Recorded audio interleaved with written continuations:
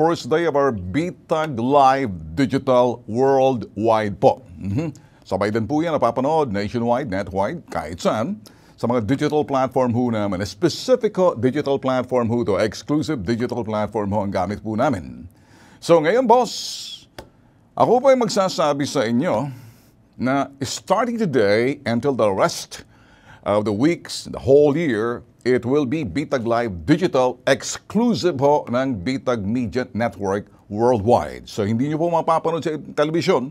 So kung sakaling hindi nyo po alam, the usual, as if nasa TV pa ho kami, but you know, we're now banking on the millions of our followers, subscribers, dito ho sa aming YouTube, ganoon din ho sa aming Facebook. So now, mga boss, umpisahan ho natin. Kumusta hong umaga ninyo, mga boss? Since this is the first day of Bitag Live Digital Worldwide, gusto ko hong bigyan ho kayo ng mga update of what's going on dito ho sa Pilipinas. Huwag ho kayo malunod ho sa mga balita by way of narratives or statements given to you na mga personahe sa likod ho ng mga balita. Now, let's analyze what's going on sa bansa ho natin, mga bossing. In the first place, kung kayo ho'y nag-aabang sa ibaing dagat in the United States or anywhere, Europe or nasa Asia, kung saan may mga Filipino overseas and gusto hong tingnan kung anong nangyayari, malilito po kayo, malulunod po kayo sa mga balita.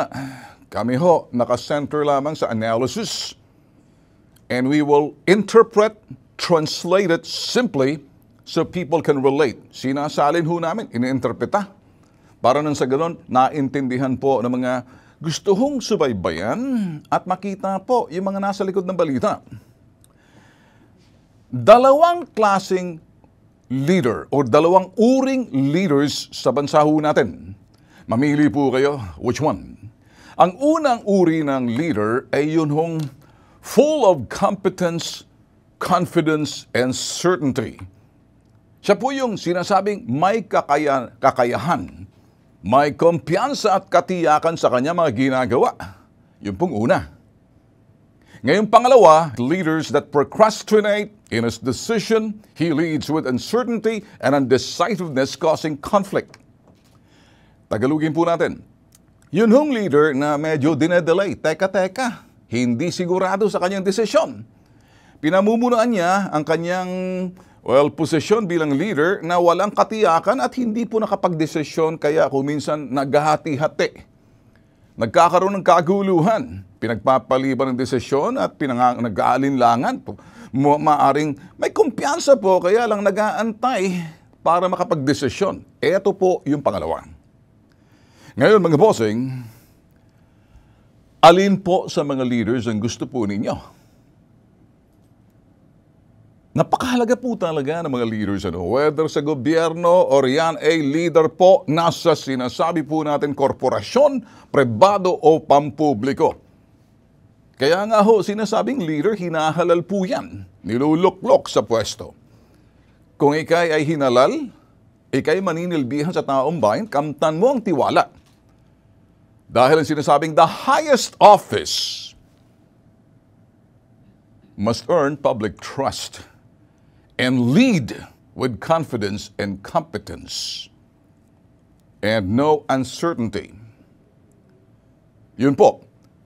Pag ang isang leader hindi agad nagdesisyon, nag-aalinlangan, either nagbabalansa siya. Pero kuy daw, pag nagbalanse ka, ibig sabihin hindi ka tiyak. At yung habang ikay nag-aantay para makapagbigay ng iyong desisyon, yung mga nasa ibaba mo or mga katsokara mo, kahati mo, ang pananaw nyo, nag-aalinlangan ka, kaya medyo teka, atrasabante. Kaya yung first leader, yung unang leader na sinasabi po natin, na hinahanap po natin, yung gusto ko, leaders with full of competence, confidence, and certainty. Kakayahan, kumpiyansa at katiyakan. Buo ang loob. Walang pag-aalinlangan kapag nabigyan niya na, nakuha niya na yung sinasabing mga wisdom or input ng kanya mga subordinate o kauri niya, ka-level niya. Importante magdesisyon ka. Pero pag ikay nag-aalinlangan, may problema. Every leader is elected in the highest office will always be compared from his predecessors. Anong ibig sabihin? Ang bawat leader na hinalal sa pinakamataas na sinasabi ho natin posisyon, talagang mapapahambing po siya sa mga nakaraang leader na nauna sa kanya. Pinaghahambing at pinagkukumpara yung kasalukuyang leader sa mga nakaraang leader. Iyon po talagang, that's the way life is. Kaya nabubuo yung persepsyon ng mga tao base sa kanilang nakikita at nababasa, naririnig, eto pa. At ang kanilang nararamdaman sa takbo ng mga pangyayari. Yung mga taong kanyang pinamumunuan, experiential, natatamasa nila, nararamdaman nila. Hindi kung ano yung naririnig, hindi kung ano yung sinasabi. Yun po ang sinasabi po natin. Nung ako po ay nasa Estados Unidos, kami po ay tinuruan po being executive class, executive schooling, at being a leader. We follow yung prinsipyo ho ni Lee Iacocca. Sino po si Lee Iacocca back in the 80s? Siya po yung namuno doon sa sinasabing strategy ng Chrysler. Ang kanyang sinasabi na dumadagundong sa aking mga tainga, dekada 80. In the late 80s, hanggang kasalukuyan, dumadagundong sa aking tainga. Lee Iacocca. I-search niyo po yan. Ang sinabi niya, you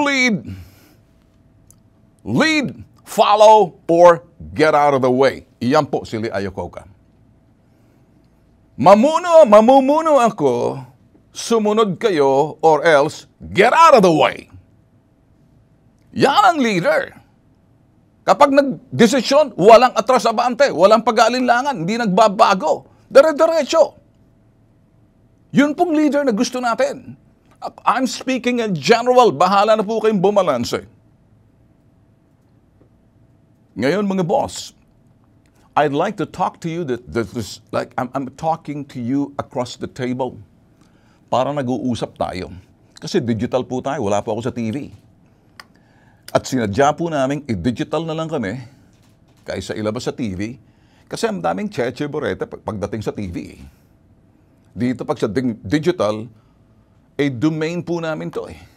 Wala po magsasabi sa amin kung anong sasabihin namin kasi wala po kaming utang na loob kahit kanino. Nagagampanan po ng bitag si Ben Tulfo.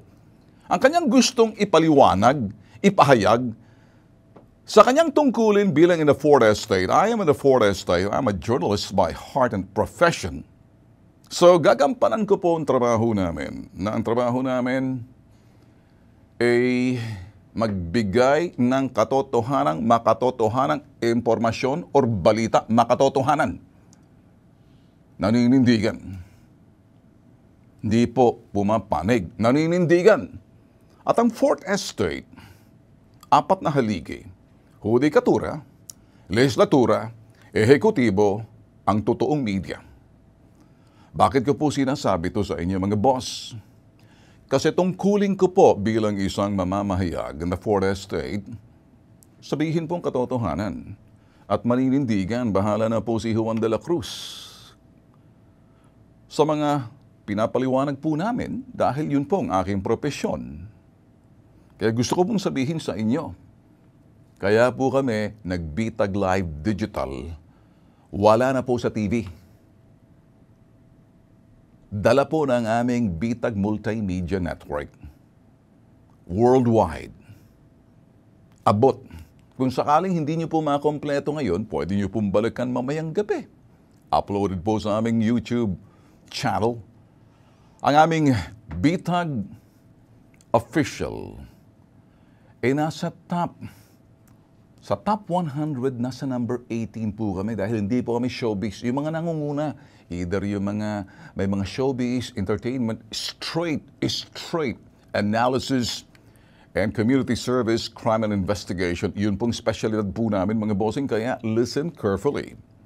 Eksklusibo niyo po napapanood sa channel po namin, You can consider this as kay Ben Tulfo exclusive. Walang humahawak sa balls ko.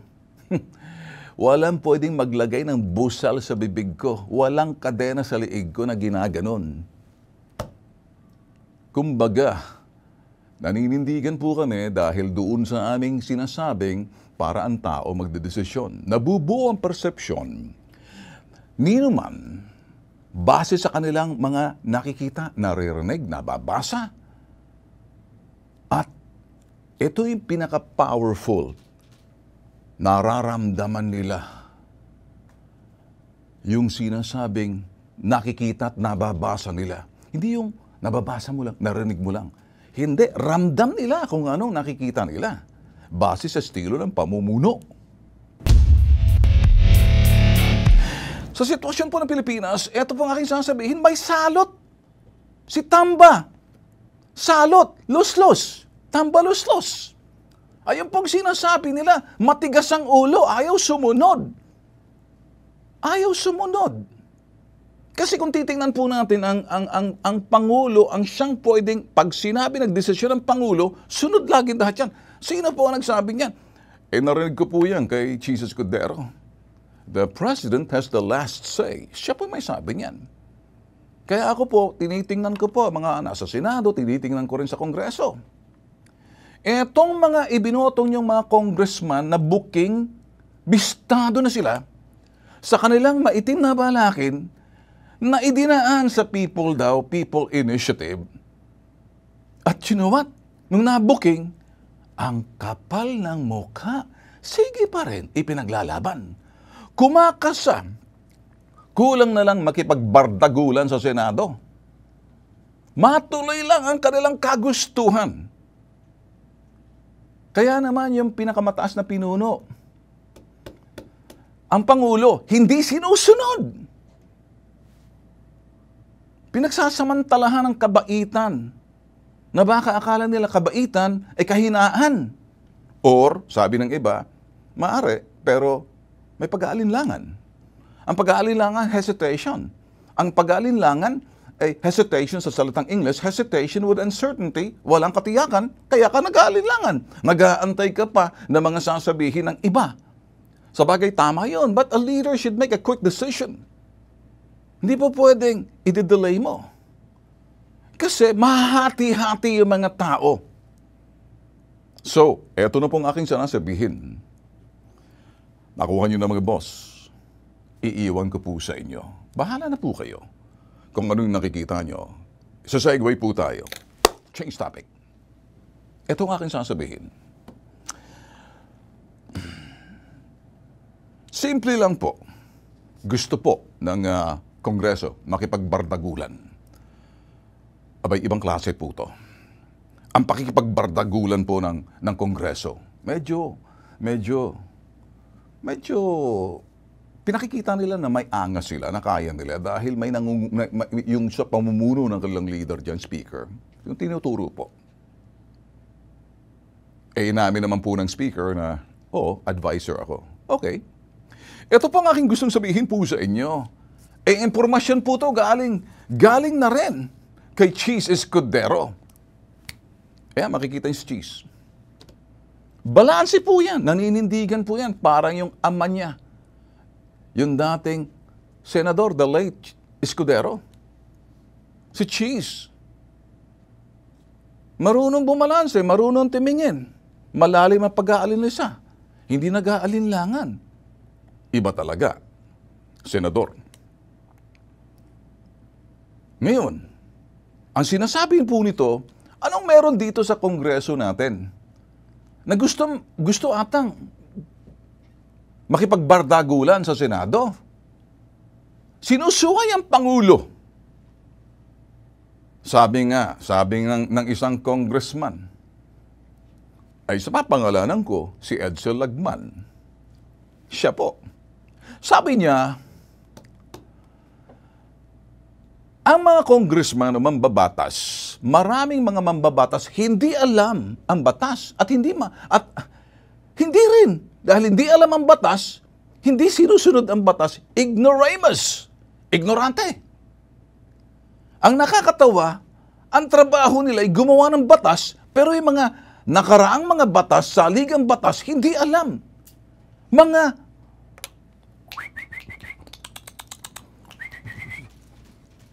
sunod-sunod.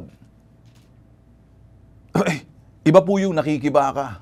Iba po yung tutang. Kita mo yung tutang. Ano? Ganun po ang dating ng ating nasa Kongreso. Para sila mga tuta. Pag siya,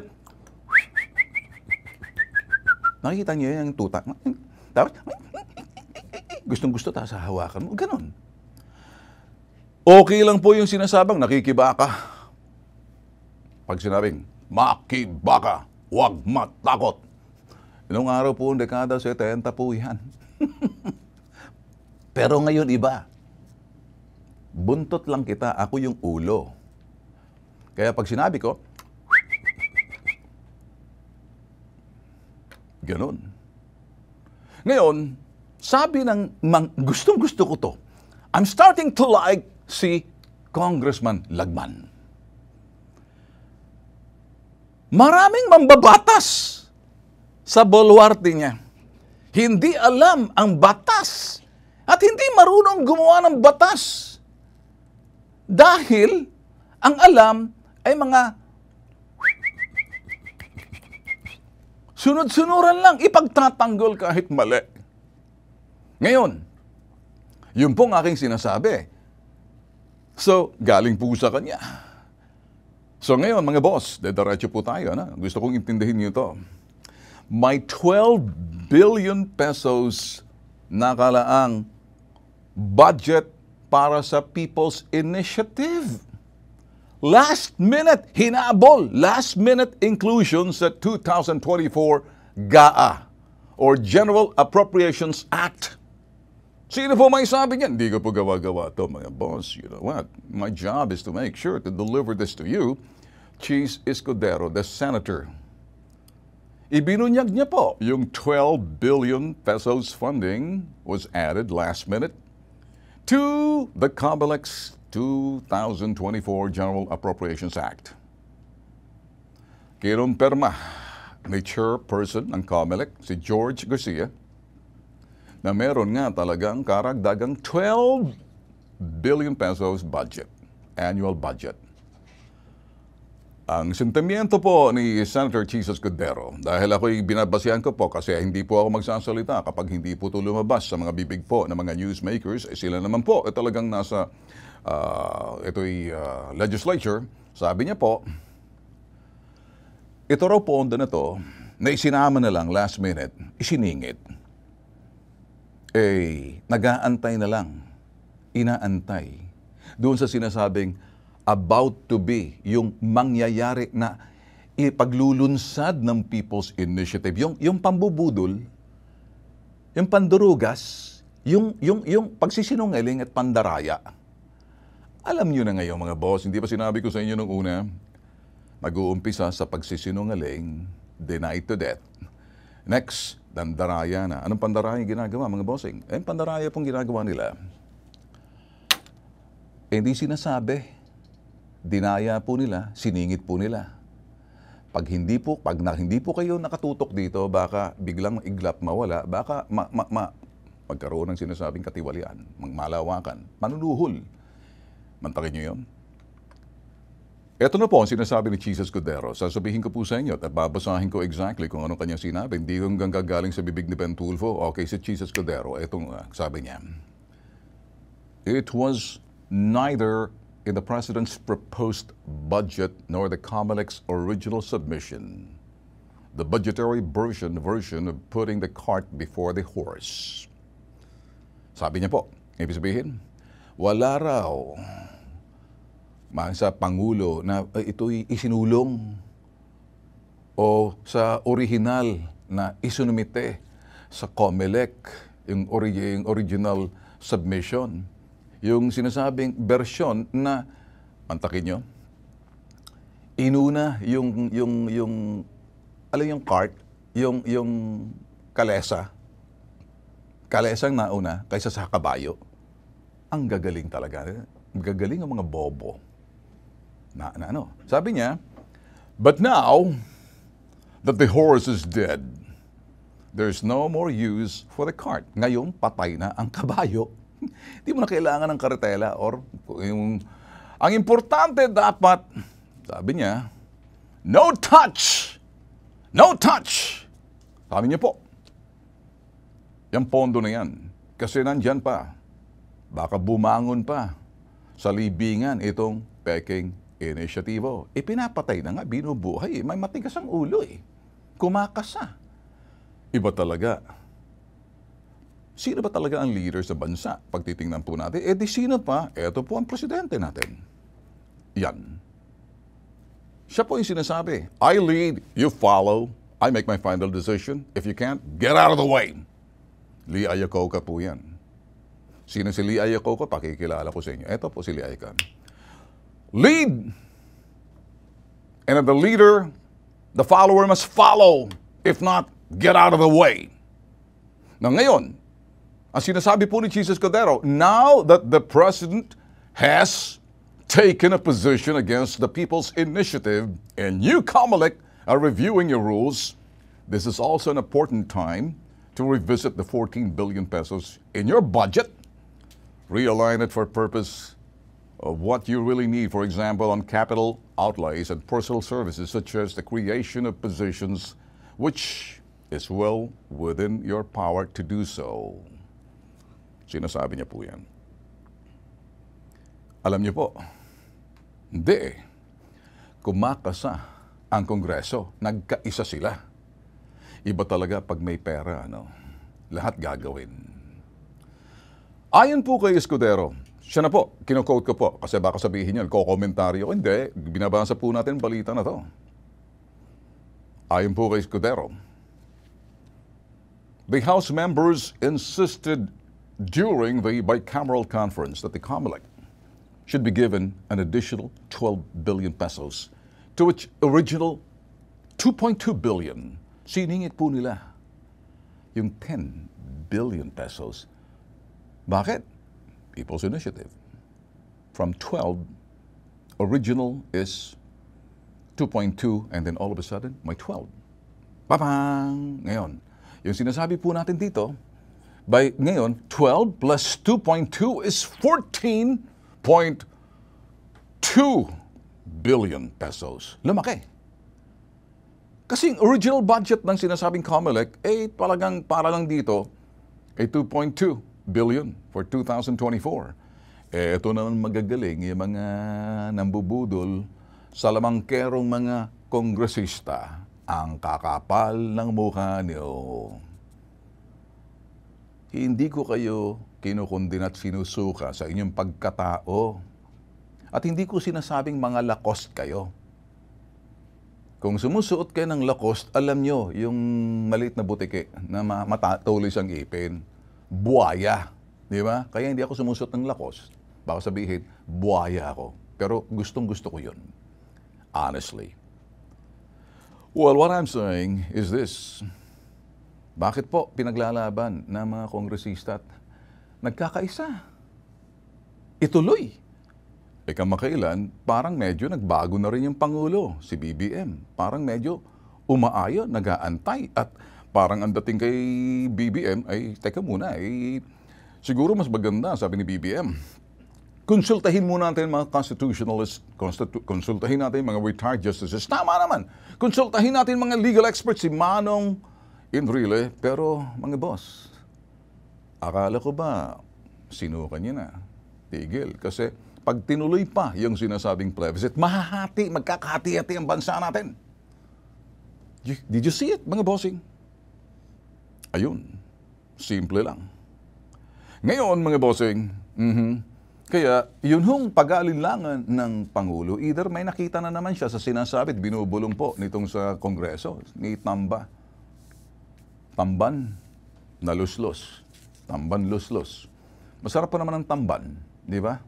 Pag pinarito mo yan, parang siyang tawilis. Naku, pag ginawa mo siyang daing, masarap. Kaya ang sarap mo talagang tambaluslos, kakainin ka na lang na pang ulam ka, sausaw ka sa suka. Mariosep, oh. Wala akong pinapangalanan. Well, kaya ako po magsasabi po sa inyo, ayon po, ito pang isa. Chuwari-wari-wap. Sino si Salceda? Si Salceda. Ikaw, Salceda, pinagmamasdan kita, habang nagsasalita ka, pinipilit mong sarili mo, hindi in sync yung mga sinasabi mo, yung mga lumalabas sa bibig mo, hindi in sync sa utak mo because it's not in your heart, wala sa passion, walang truthfulness sa mga sinasabi mo based on what you're saying. I watch you, I analyze, and then I try to read your body language, your tonality, and your verbalization does not come in sync. Nahuhuli yung mga sinasabi mo. Ang hirap talaga kapag ang taong hindi alam at bumabalanse, nalilito siya mismo. Ang tagal po mag-register ng kanyang paliwanag. Ano ibig sabihin? Ang Senado raw ay sementeryo for charter change. Ganun. Dahil gusto mong talagang pakialaman ninyo yung 14 billion at 20. Parang talagang gugustuhin ninyo para humaba yung termino, no unlimited term limits. Mag-uumpisa sa economic provision pagkatapos sisingit ninyo yung kagustuhan. Sino niloloko nyo? Nek-nek nyo. Sementeryo daw ang Senado, sabi ho ni Salceda. Kaya sa mga nakaraang taon, systematically, orderly, pag-push ng cha-cha change, ito raw nagfa-fail miserably when it reached the Senate. Kasi ang mga senador, pinag-aaralan ng maigi, mas matatalino kaysa sa inyo. Kasi ang mga senador, independente kapag nag-isip, sila yung sinasabing 24 mga hari. Kayo, ang dami-dami ninyo, 360 nata kayo. Anong numbers ninyo? Pero karamihan sa inyo na nag-iisip eh. Ang inyong mga utak nasa talampakan. Saan yan? Ang inyong utak iba sa iyo, utok bulinaw. Sige nga. Sabi niya, at nakakainis kasi parang hindi ka maintindihan kung bakit nagkakaisa sila at gusto makipagbardagulan sa Senado dahil sabi niya, kaya raw ang nakita ng Kongreso, mas magandang diretso sa mga tao itong People's Initiative. Nek nyo. Kasi ang mga tao mabubudol ninyo. At hindi lang nabubudol ninyo, nasusuhulan ninyo. Ang alam niyo, poverty porn. Pinagsasamantalahan ang kahirapan ng mga nasa ibaba. Alam ninyo na maganda sa tao pag sinasabing ayuda, ito, tulungan mo kami, ayudahan mo kami, bibigyan namin ka ng pera, perma ka rito. Ano ibig sabihin noon? Ako po ay nagsasalita base doon sa aking mga sinasabit, nakikita, analysis pong ginagawa ko. Wala po akong tinitira dito. I'd like to talk the more conversational manner, pero kung minsan hindi ko po mapigil yung pagtaas ko ng boses ko, may halong inis. At balanse pa rin ako, inis doon sa mga gawain, hindi sa kanilang pagkatao. Baka kasi sabihin lang, Pinoy personal, hindi. Trabaho lang, walang personalan. Ala naman pakialam kung anong... It's not the breed, it's the deed. It's not your breed, it's your deed. That makes people very angry. In February 2021, the House approved the resolution of both houses in number 2 RBH2, which sought cha-cha specifically on economic provisions. The Bicolano, siya po, lawmakers said the Senate and the House may compromise on the cha-cha debate if the upper chamber pass RBH2. And then sabi ho nito, magaling si Salceda, sabi ko nga sa iyo, nagkakanda utal-utal for the first time, hindi dire-diretso kanyang sinasabi. And I love watching him say, whoa, whoa, whoa. Anything, kung anong lalabas sa iyong dila, at kung anong nasa utak mo, ilalabas mo sa dila mo, pero kung anong sutong damdamin mo, makikita pag fake dito. Pag fake sa puso mo. We don't see any sincerity and no passion and dedication because it's affectation, fake. Sabi nito, if they passed it, kapag pinasaraw ng Senado. Ibig sabihin, kagustuhan nila. Immediately the House, in a split second, will concur. Ayun talaga, pinagpipilitan. Kasasabi lang ni Escudero, patay na ang inyong sinasabing, well, perma. Patay na yung kabayo, aanhin mo pa yung karetela. Alangan ba naman, unahin mo yung karetela, itatakbo yung patay na kabayo.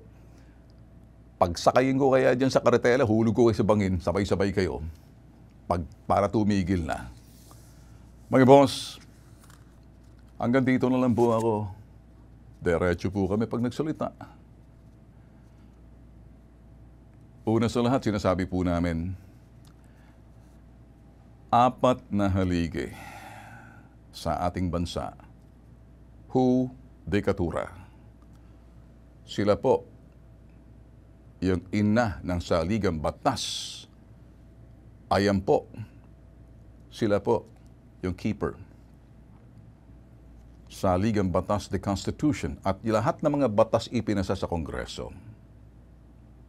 Sunod po, lehislatura, yung pumapasa sa mga batas. Kaya lang problema, itong mga pumapasa ng batas, ang trabaho'y gumawa ng batas, ang alam nila ay chuwari-wari-wap, malabanan. Nakikita niyo?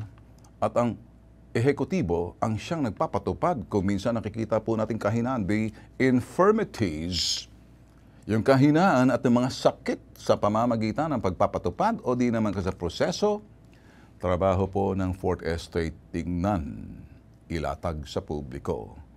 Nang sa ganon, nagiging critical ang publiko.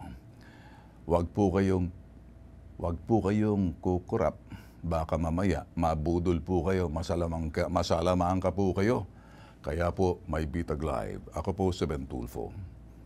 Ito po, ang Bitag Live. Digital, exclusive. Sa Bitag Multimedia Network, wala po sa telebisyon. Bakit? Walang busal, walang filtered, unfiltered. Walang kadena. Walang pwede magsabi dahil ginagampanan ko ang Fourth Estate, yung aking minamahal na profesyon. Walang halong politika, walang personalan. Trabaho lang. Adios.